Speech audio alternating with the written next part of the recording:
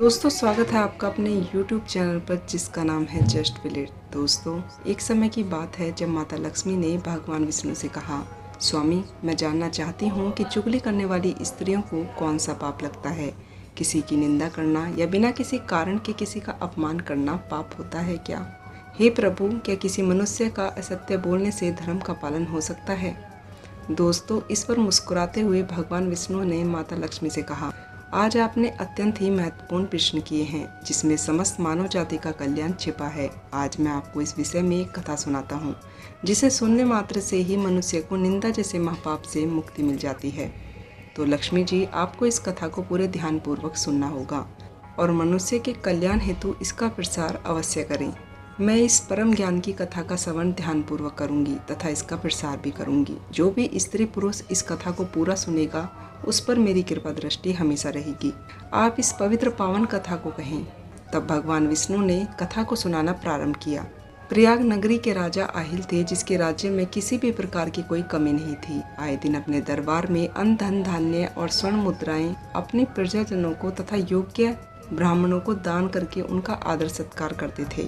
उन्होंने अपने पूरे जीवन काल में बहुत ज्यादा पुण्य कर्म किए थे जिसकी प्रशंसा तीनों लोकों में होने लगी थी। स्वयं देवराज इंद्र भी उनके पुण्य कर्मों के चलते उनसे ईर्ष्या का भाव रखते थे और वे राजा मेरे प्रिय भक्त थे। राजा प्रतिवर्ष भगवत सप्ताह की कथा का भी आयोजन करते थे जिस कारण से सभी उनका स्मरण करते और साथ ही मुनि ऋषि उन्हें शुभ आशीर्वाद देते। दोस्तों, भगवान श्री हरि विष्णु कहते हैं कि हे देवी, फिर एक दिन की बात है जब राजन अपने कक्ष में बैठे हुए थे, कुछ सोच रहे थे। उसी समय वे अपनी रानी से कहते हैं, महारानी, बहुत समय से हमारे मन कह रहा है कि हम अपने राज्य में बड़े बड़े पंडितों और विद्वानों को आमंत्रित करें और अन्नदान करें।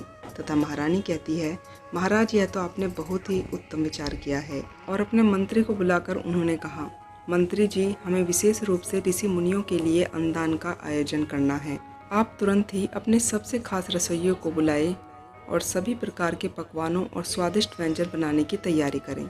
तब राजा और महामंत्री की आज्ञा पाकर रसोइये ने खुले आसमान में भोजन का प्रबंध किया और महामंत्री से कहा, महामंत्री जी, बहुत सारे प्रकार के व्यंजनों को बनाने के लिए कोई रसोई में पर्याप्त जगह नहीं है, इसलिए यहाँ खुले आसमान के नीचे ही भोजन बनवाना पड़ेगा।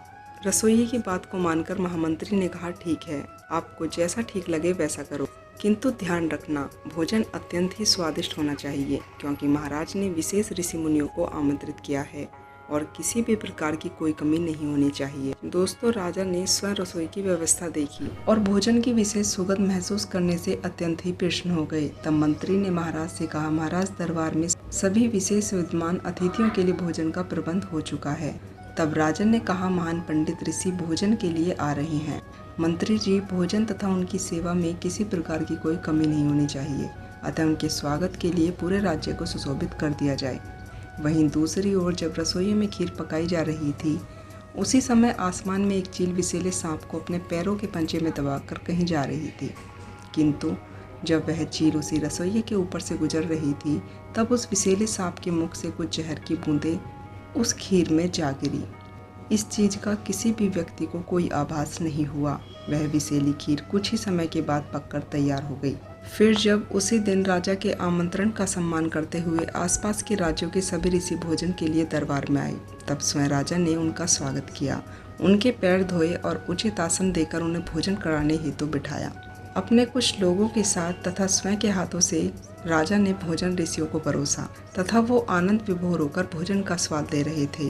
किंतु कुछ ही समय के पश्चात सभी पंडितों को अचानक से चक्कर आने लगे और वे सभी उसी जगह ही भोजन करते हुए ढेर हो गए। देखते ही देखते वो मृत्यु को प्राप्त हो गए। महाराज के सामने ही सभी लोगों ने अपने प्राण त्याग दिए और इस शुभ अवसर पर ऐसा विघन देखकर राजा को गहरा सदमा लगा। उन्होंने तुरंत ही अपने सेवकों से कहा कि वह सारा भोजन फेंकवा दे और अपने महल में ब्राह्मणों के काल मृत्यु हो जाने से राजन सोचने लगे कि अब मुझे घोर ब्रह्म हत्या का पाप लगेगा, जिससे जन्म जन्मांतर तक मुक्ति नहीं मिल सकती।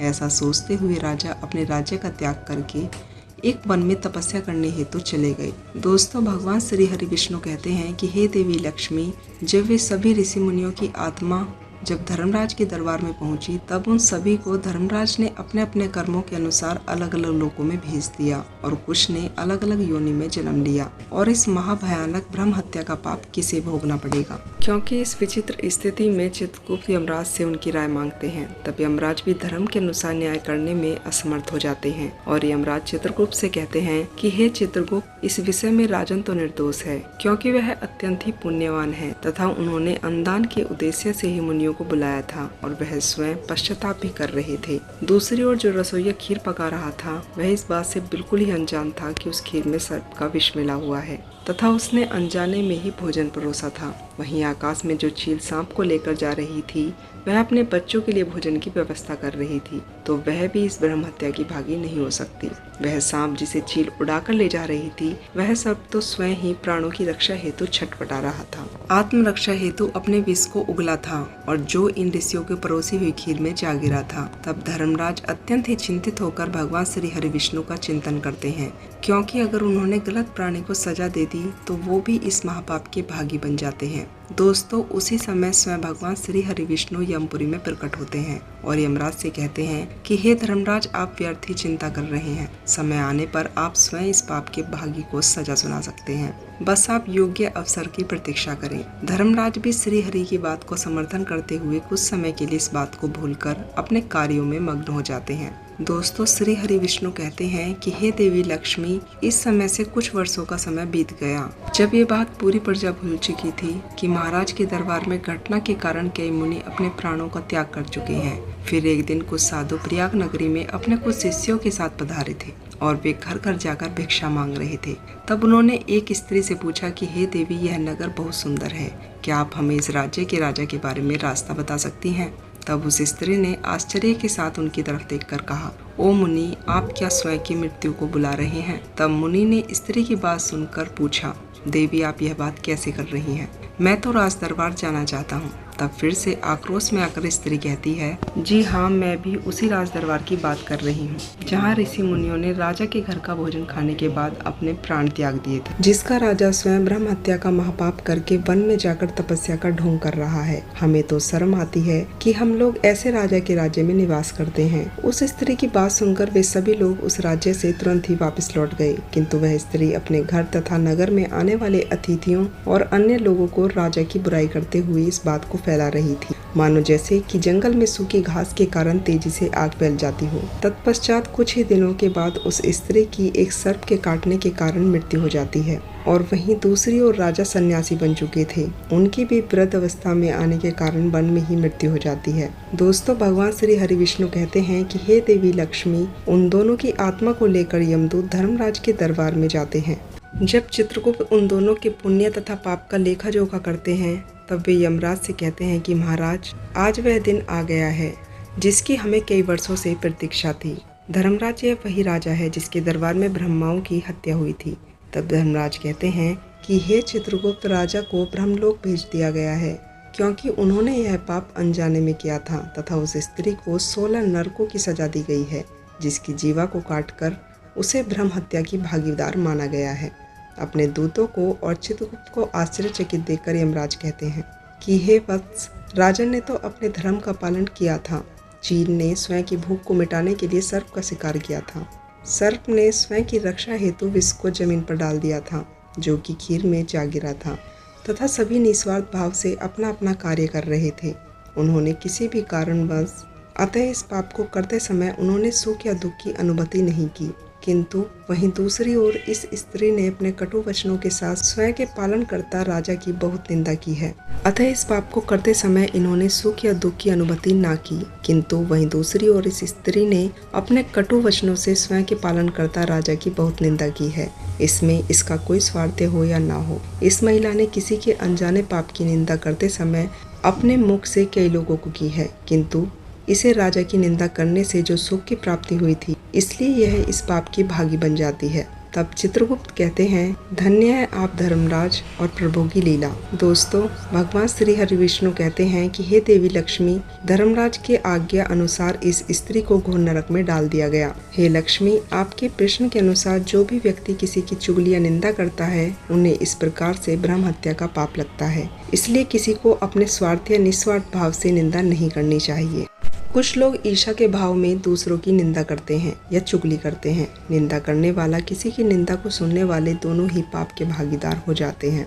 देवी लक्ष्मी, आपके दूसरे प्रश्न के अनुसार बिना किसी वजह से किसी का अपमान करना, उसे अपने शब्दों से प्रताड़ित करना भी पाप होता है। इसलिए किसी की बुराई नहीं करनी चाहिए। फालतू बात करना भी पाप होता है, यानी जिन बातों का कोई मतलब नहीं है वो बातें बोलने से दूसरे इंसान के मन और भावनाओं पर गलत प्रभाव पड़ता है। मन, वचन और कर्म से किसी को दुख पहुंचाना भी पाप ही कहलाता है। लक्ष्मी, आपके तीसरे प्रश्न के अनुसार किसी मनुष्य का सत्य बोलने से धर्म का पालन नहीं हो सकता। सत्य बोलने से मन शांत रहता है और परेशानियां दूर होने लगती हैं। सत्य बोलने वाला व्यक्ति अपने गुस्से पर नियंत्रण कर लेता है और उसके जीवन में हमेशा शांति बनी रहती है, जिससे इस दुनिया में इंसान अपने कर्मों से सफलता पा सकता है। झूठ बोलने की आदत न सिर्फ नैतिक तौर पर पतन कराती है, बल्कि मानसिक और शारीरिक सेहत के लिए भी नुकसानदायक हो सकती है। आप तो जानते ही हैं कि अधर्म और असत्य बोलने के कारण ही धर्मराज युधिष्ठिर को नरक से गुजरना पड़ा था। अब माता लक्ष्मी कहती हैं, धन्य है प्रभु आपकी लीलाएं, आपने मेरे मन की सभी शंकाओं को दूर किया है। तो दोस्तों, यह कथा अगर आपको अच्छी लगी हो तो चैनल को सब्सक्राइब करें, साथ में कमेंट में जय माता लक्ष्मी जरूर लिखें। और मिलती हूँ ऐसी ही कथाओं के साथ। तब तक के लिए आप अपना ध्यान रखें, खुश रहें। जय सनातन, जय श्री राम।